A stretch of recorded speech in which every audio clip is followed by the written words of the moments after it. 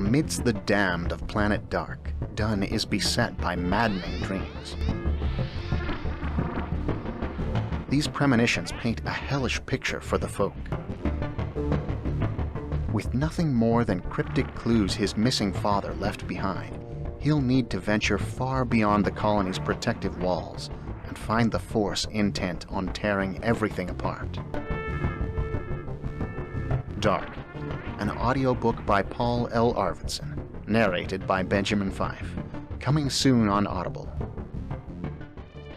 Hi all, I'm here with Paul Arvidson today, talking across the pond.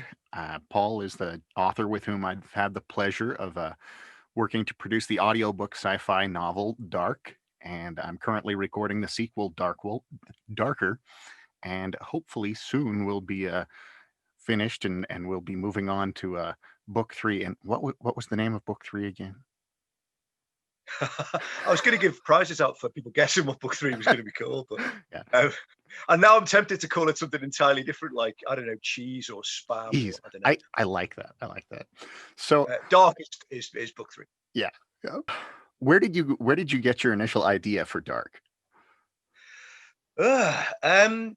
It was one of those things that kind of came to me in the middle of the night, I guess, kind of in between my two kids, in those kind of, those kind of long hours and the wee small hours of the night, like 3 o'clock, 2 o'clock in the morning when you're doing the feeds.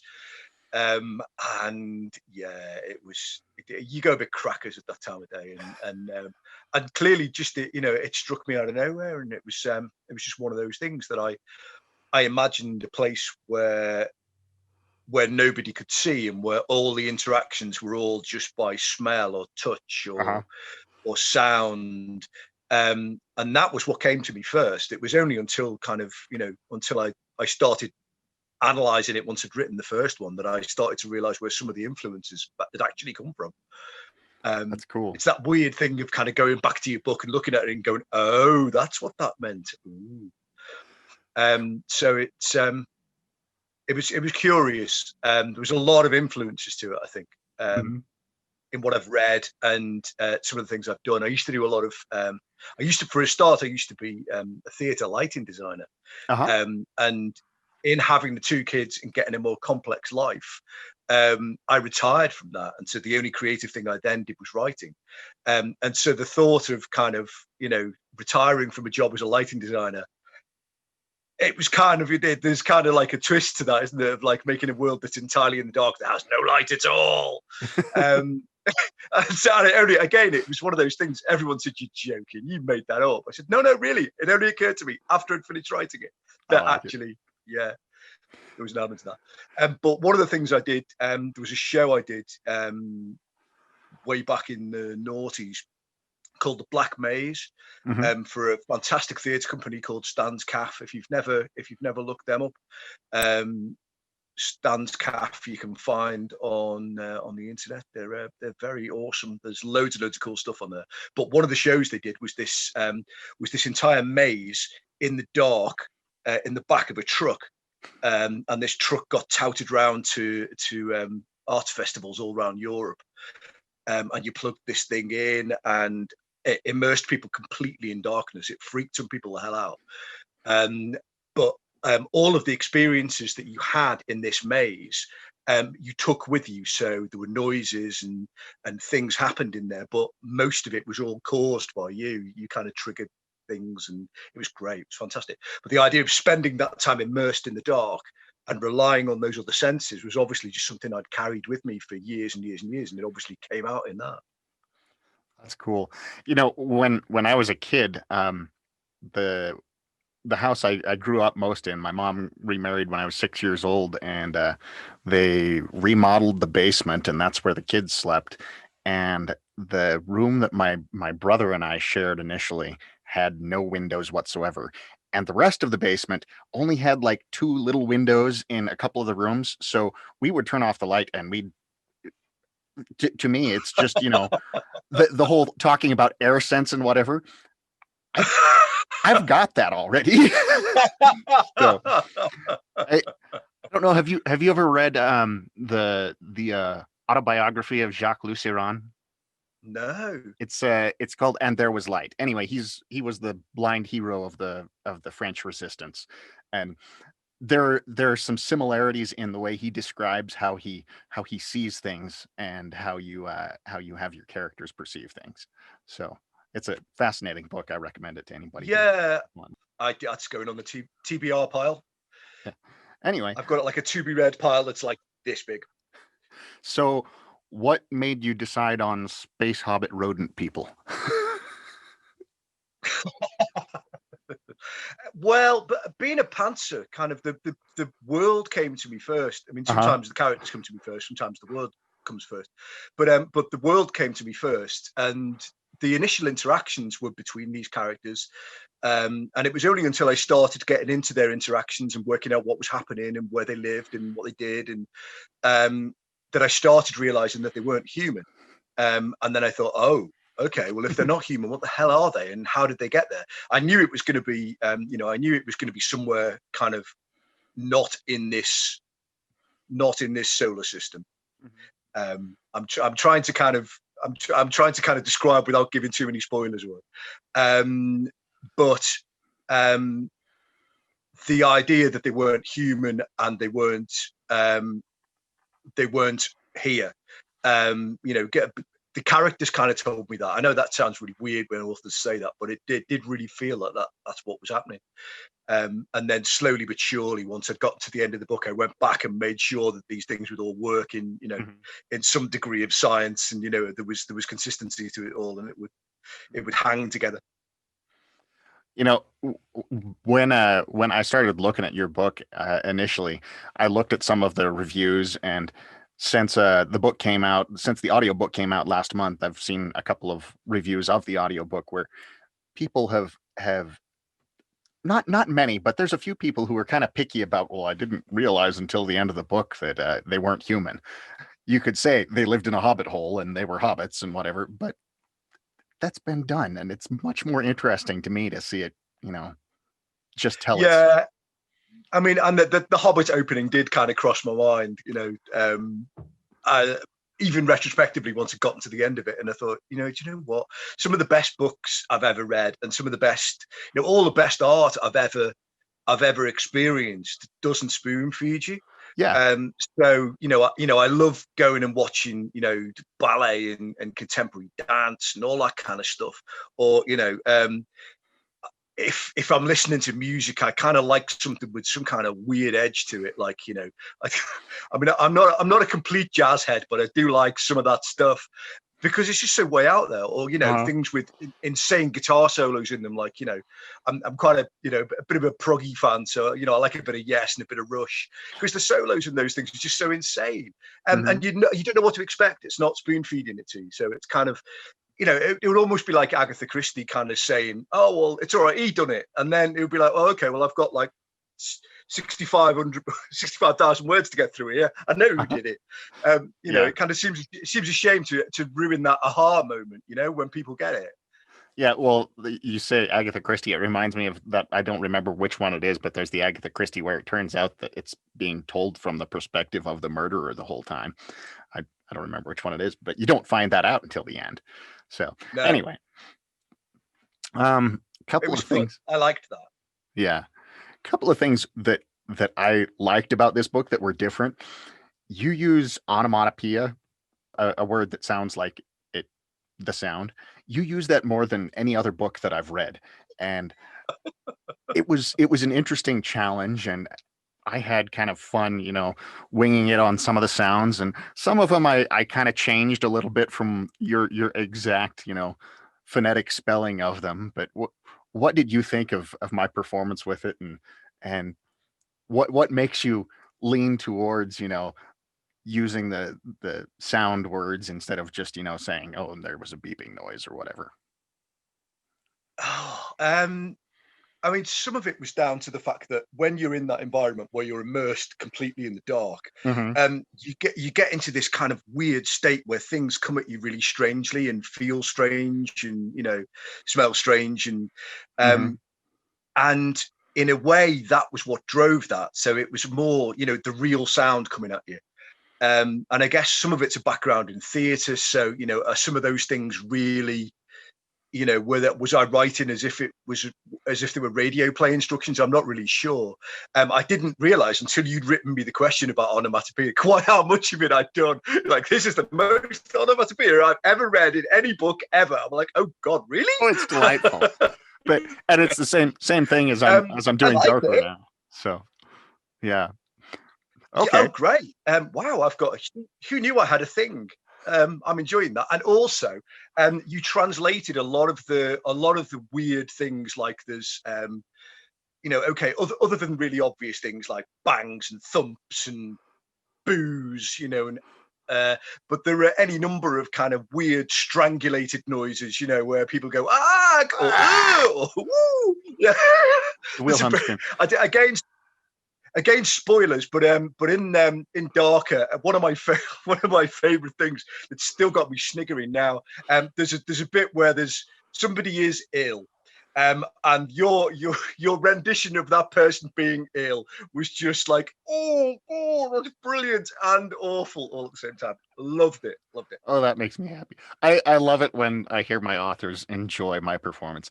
From Oh, I it's know funny. from Dark, there was one thing that, like, this is my mic here in case you can't tell. But there was one thing when they were falling down a pipe or something, and just, I mean, you have the written, but it's like they're falling down a pipe. So place yourself in the pipe, and then, you know, you do the mic.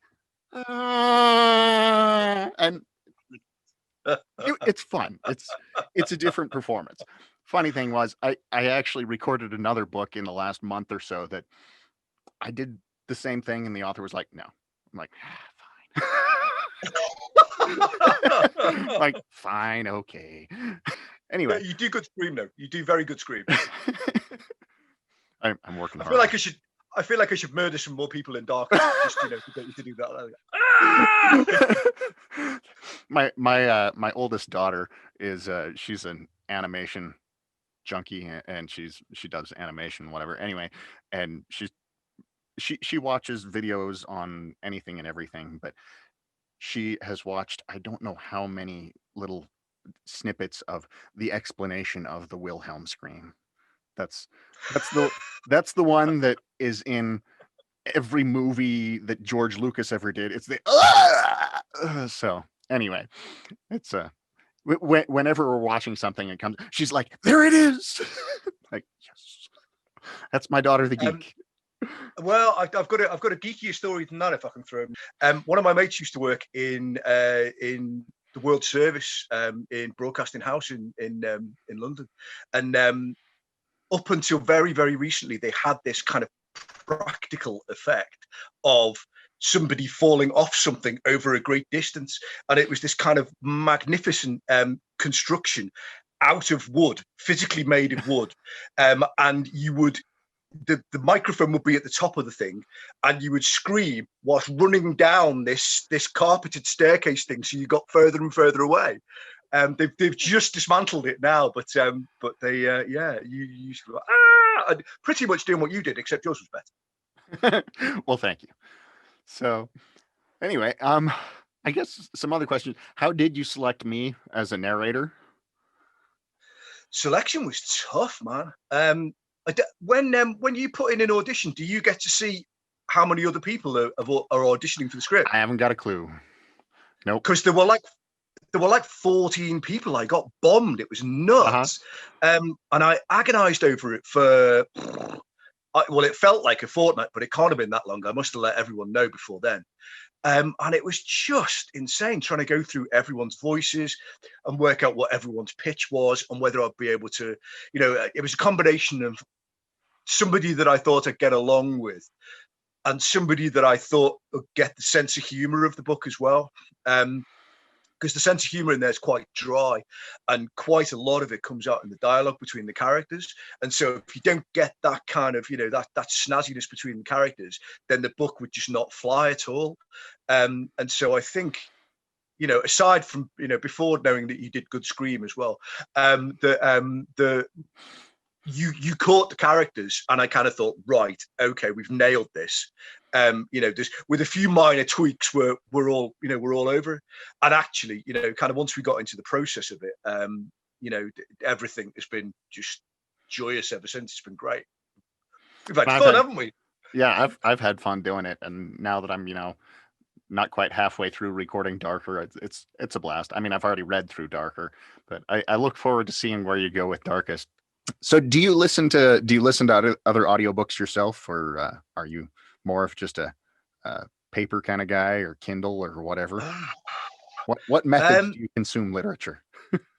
I largely consume literature, I have to say, still pen and ink and ebook, depending on what I'm reading and when. And I tend to have one of each on the go at least, if not an extra one on the laptop for somebody I'm trying to I'm trying to do a beta for or something, because all indies tend to stick together. We all tend to kind of look out for each other because it's a big cold world out there. So we all kind of help each other out, and it's all kind of so there's always an extra one on there for me to read for somebody. But so I tend to have one of each because sometimes, weirdly, I'm too exhausted to read an ebook. So that kind of pen and ink thing is just easier sometimes. I don't know. Maybe it's just me. The last audiobook I read, I've had a little go at Sandman, and I'm going to go back and do all of that because I love the graphic novels of Sandman, the Neil Gaiman series. If you've never read it or never come across it, it's absolutely epic. It's an amazing feat of storytelling. Yeah, his stuff is on my TBR my TBR list too. My exposure to Neil Gaiman right now has been pretty much the movie versions of Stardust and then Good Omens, which I adored. Good Omens. Good Omens was fantastic. The book is brilliant. If you get a chance to read it, the book's way better than. Although they did such a good job of it, it's really difficult to say which is better now. It's kind of. He's also got Sandman coming out to Netflix next year. Starts filming this year. Cool. Brilliant. If you've got BritBox somewhere on there, I haven't looked for it yet, but somewhere on there, I suspect there may be the original TV version of Neverwhere. Which is the one that's set in kind of the London Underground system, where all the characters are all kind of names of London Underground stations. Brilliant fun. Nuts. Absolutely brilliant. And a real influence. I love his stuff. He's if one day I can write like a fraction as well as Neil Gaiman, I'll feel like I've done something right. Yeah, I've at least liked what I've seen, and I've read Terry Pratchett, and I know they were good buddies and things too. So, Good Omens was a partnership between them. So, and I love the Discworld books that I've read. Anyway, so the whole Brit side of things brings up the other thing in our communication. Partially, some of the characterizations that you've mentioned, like in Darker with Rowell, my voicing her as Missy. So here's my phone cover. That's superb. That's absolutely superb. Obviously, as a Brit, you've got you've got Doctor Who running through your veins. So who's your favorite Doctor, your favorite episodes, and if the Doctor, whichever incarnation, and maybe which incarnation would you hope would visit Dark, what would that be? Ooh, blimey. Ooh. I've been thinking about this since you set the question, and I still haven't come up with a Doctor that I'd send or a favorite Doctor. I guess because the favorite Doctor always tends to be my favorite at the moment, and it's always about the performances of it. Yeah. So I had a real kind of Neil Tennant period where he was the best thing since sliced bread, and his performance in it is just gobsmacking. Oh yeah. But Jodie Whittaker just encapsulates it. She's perfect. And I love controversial Whovian opinion there, but I love the fact that they've just kind of gone, yeah, could be a woman, could be whatever. I wasn't and they just sure. left straight into it, and she's brilliant. I wasn't sure how I'd like it until I actually watched the first season with her, and I was like, holy cow, this is possibly the best written season of Doctor Who ever. I'm not as wild about her second season, but the first season, I was like, dude, she owns the role. And like the Rosa Parks episode, I was more concerned about the safety of the companions than I have ever been about any other. Like, you could have Daleks, Cybermen, but okay, the bad guys are, the white racists in Alabama. Yeah, So, yeah. And it's but I love the idea of playing with all that aspect of it. There's a whole pantheon of history there. You don't need Daleks to make it scary as hell. yeah, well, and the Demons of the Punjab episode too. I love that they're making it more less, focused just on England and just on white, whatever. That it's, Yeah, we have a whole planet here, and then of course yeah, Doctor Who, yeah, you have multi-universe, so whatever. Anyway, yeah. It's been lovely to kind of feel a little bit of stab at that. But I guess if I've got to choose a doctor, kind of in the UK, there's a real thing that kind of everyone says, like, who's your doctor? And it turns out that your doctor seems to be whoever Doctor Who was when you were growing up watching it, hiding behind the sofa. And so when I was growing up, Tom Baker was the doctor that was on. So him and his crazy long scarf is probably, but good God, I wouldn't want to send him to Dark. He'd wreck the place. I've got a necktie of his scarf, so so my actual, I think I'd heard the term Doctor Who a little bit as a kid growing up, but my first exposure to it was actually the reboot. So my first, the first episode I saw was the one on Station 5 with Christopher Eccleston with the slug thing on the ceiling, and anyway, the Jagrafess, that's what it is. Anyway, and then and I just saw a couple episodes here and there, and then I saw, like, I didn't really watch it or anything, but then I saw a preview for one. I'm like, wait, that's a different guy. That's not the Doctor. And and so that was my, and then I get into David Tennant, and then I'm like, oh, this is awesome. This is epic.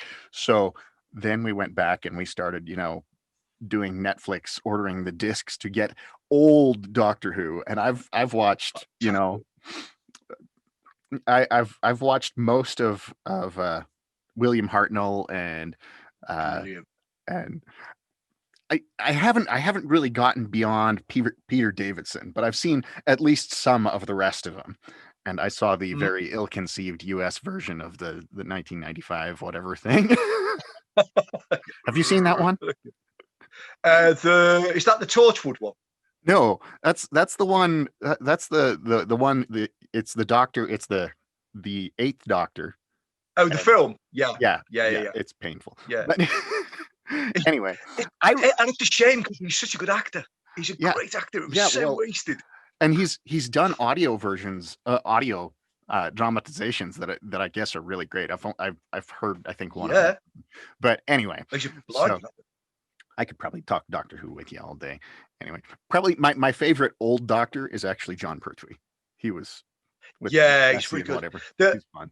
The thing that kind of pulls me back to all of them, I guess, and the thing that kind of made me think about the links between that and how Dark works, and in a way then why you were the perfect narrator for it, was that kind of really odd science fiction feel that Doctor Who's got. There's a real kind of BBC TV, slightly weird, wobbly sets kind of science fiction feel, and the curiosity and the weirdness and the sci-fi-ness is all pretty much done in the script and the acting, and that's how you carry it off. The monsters are all made out of foam rubber and I don't know,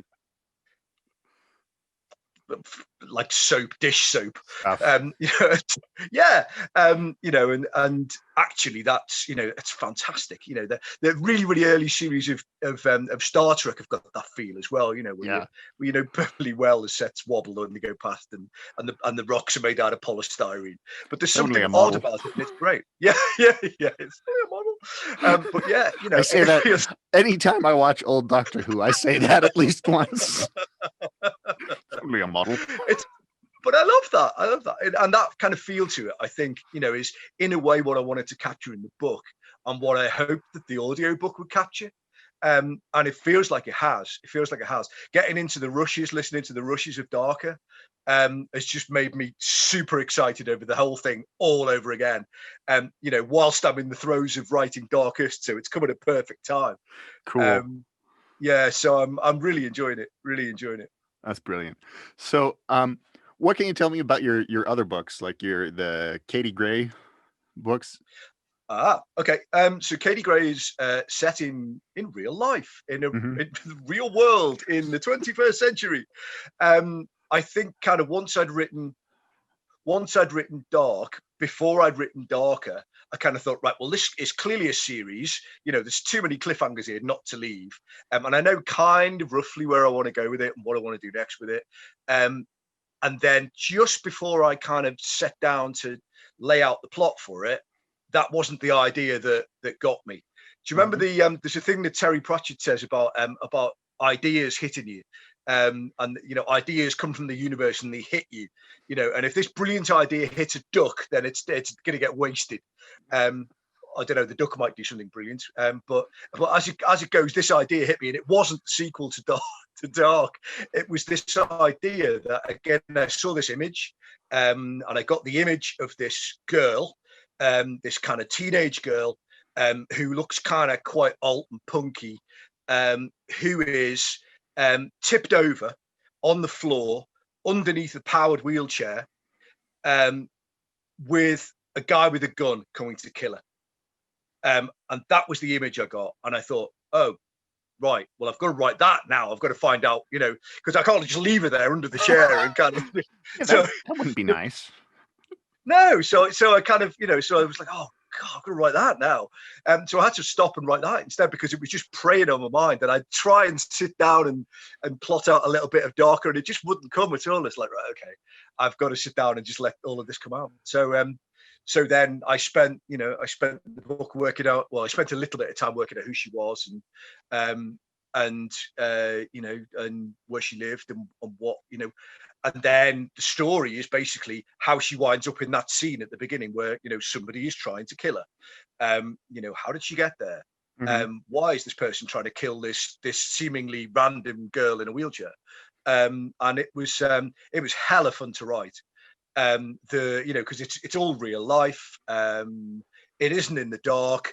I can use visual metaphors. I can say see, said, saw, seen. What does that look like?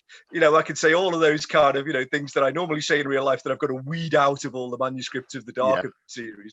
And she can swear. The folk don't feel like they can swear. It kind of feels like just something that they wouldn't do. And none of the other characters felt like they swear either. You do have some dams in there, but yeah. Yeah, there's a few dams in there, and kind of I had to make up swear words that shreds. Shreds is what the folk would use. I like that one. But yeah, so she's very sweary. I kind of had a whole kind of, I was keeping all of that in me for an entire book, and then so she's kind of like just strings of expletives. She's very angry. She's cross, sweary, spitty, smokes. She's that's bad. Don't do any of those things, kids. Yeah. But she does. I can get it all out of my system. It's great. Okay.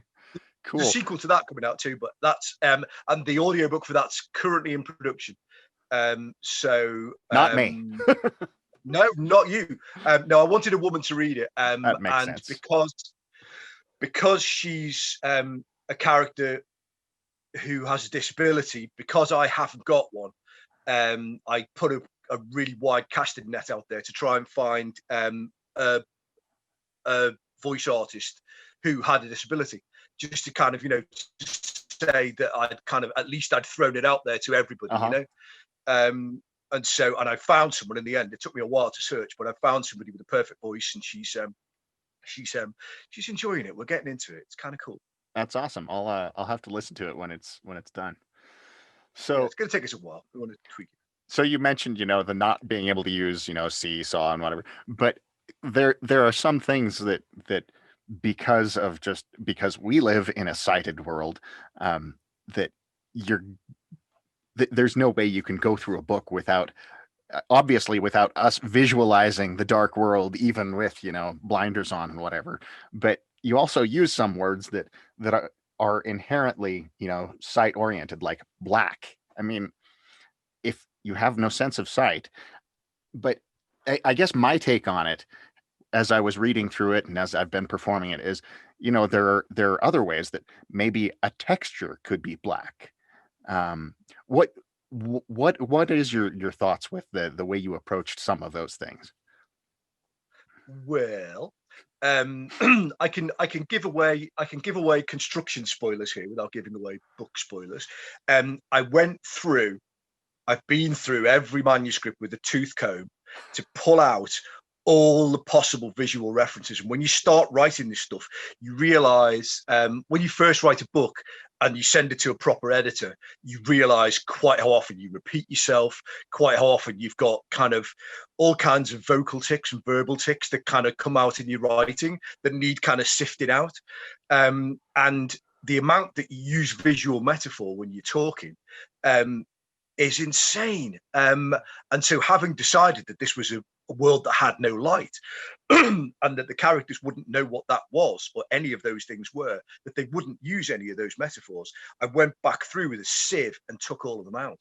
Hmm. So, if you found any in there, either they're ones that I've missed, or, and I don't think there's any of those left, or they're ones I've deliberately put in there. Like the half was warm and half was black thing. So Yeah. yeah, okay, cool. That specifically, if you remember, um, The it comes from a ballad. Yeah, the song. It comes from uh, uh, an uh, an oral history ballad. So Hmm. how long has that been there? That makes sense. Cool. I like finding out what's behind, the Hmm. author's motivation for whatever. Do you have any questions for me? Um, my biggest question for you, I guess, is what was your performing background before you came to doing this? Because the thing that struck me about your process is that, and this was super helpful because when I don't know whether anybody knows this, but uh, when Benny took me on to do this book, and when we agreed to work together, this is the very first one I'd ever done. And I fessed up to Benny really early that kind of, that it's the first time I've ever done this. If it's really clunky, I'm sorry. And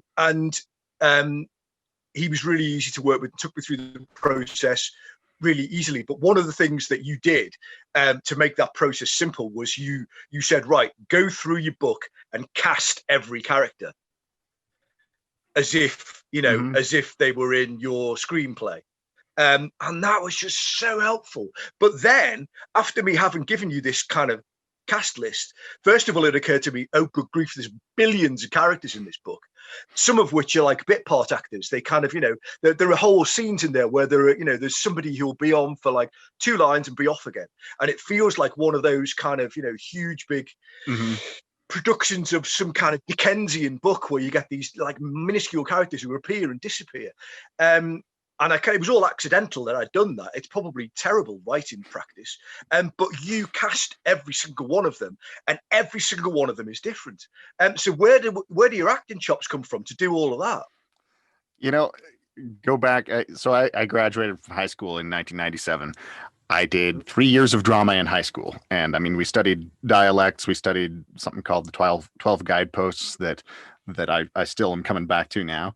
But beyond that, it's honestly been reading aloud to my kids every night for the last dozen or so years. And I mean, we've picked everything from Harry Potter to Jane Eyre to Hank the Cowdog. and and I don't read them every time, but what we take turns, and I've got 6 kids, so we take turns picking which book, and the youngest one isn't yet picking, but everybody else is to the point where we're selecting books. And I mean, I've named all of my kids have a name from a book, and so they've got a special connection to a book, and we've usually at least read that book as a family sometime too. And it's been something where the more I go, the more I've gotten into adding in characterizations and whatever. But it's even kind of something where, so I just started professionally narrating for audiobooks about 3 years ago. And I went 20 years thinking, gee, I kind of wasted, you know, 6 semesters of drama in high school. And now I'm coming back to that. And it's just something where anytime I read, I've always, whenever I've read to myself, even silently, I'm reading aloud. So the characters have voices in my head. And it's just been practice. So, I mean, I've been in a couple of, community plays, and that's about it. But I love what I do. So anyway.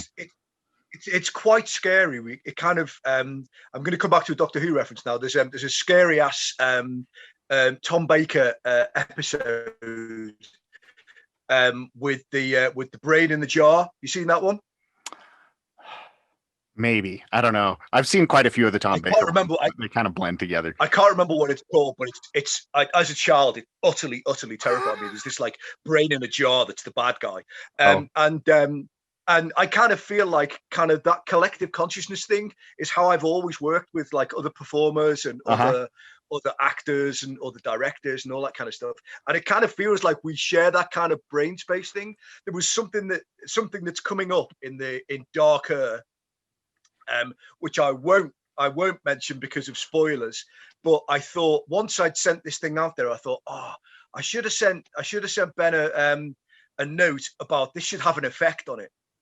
Do you know what I mean? Do you know which scenes I mean? Yeah, I do. And it came back and it had an effect on it. And the effect came out of nowhere. I wasn't expecting it at all. And I nearly dropped my tea when I was listening to it on the headphones. I thought, oh my God, it's brilliant. It's fun. So it's perfect. It's absolutely perfect. But you read that out of my mind. It was brilliant.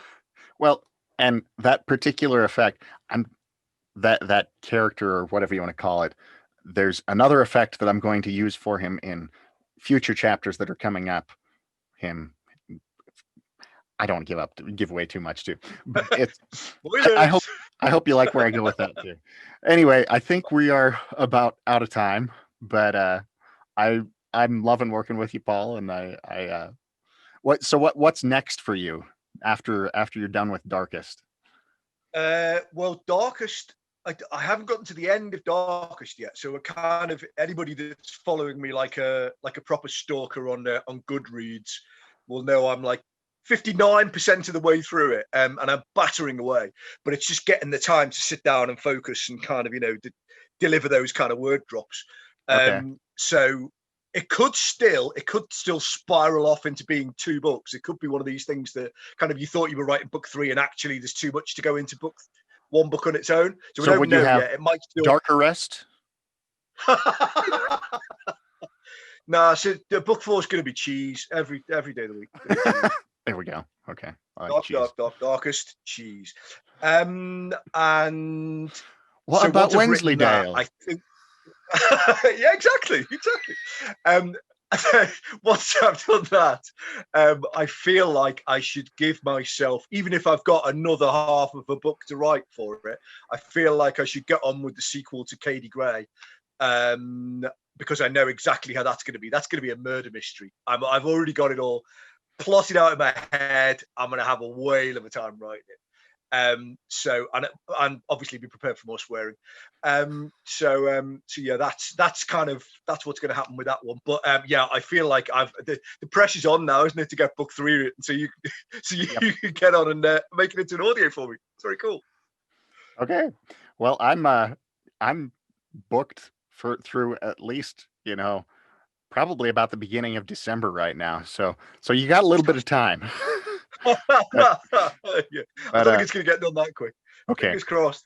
Well, whenever, I'll be looking forward to it. Awesome. Thank you very much for having me. It's just been great. It's the first time I've ever done this as well. It's very cool.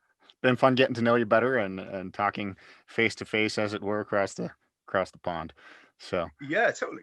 And I guess so. Everybody go and listen to Dark, and in another month or two, whenever it finally gets through all the QC process and whatever, listen to Darker. Fantastic. Thank you very much indeed. Listen to all the rest of Benjamin Five's books as well, because voice like that, where could you possibly go wrong? Well, thank you. All right. Very well. Well, farewell, and we'll talk again later. See you around.